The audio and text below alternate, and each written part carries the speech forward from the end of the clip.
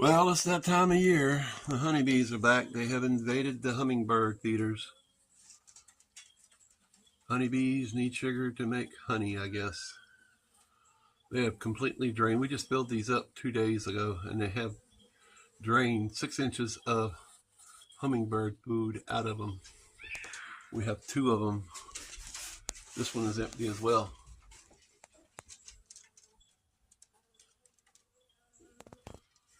They get inside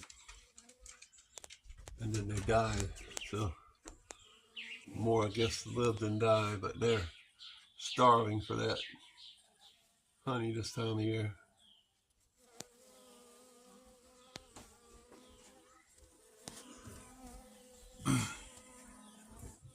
Some of them will do their little dances too if you watch.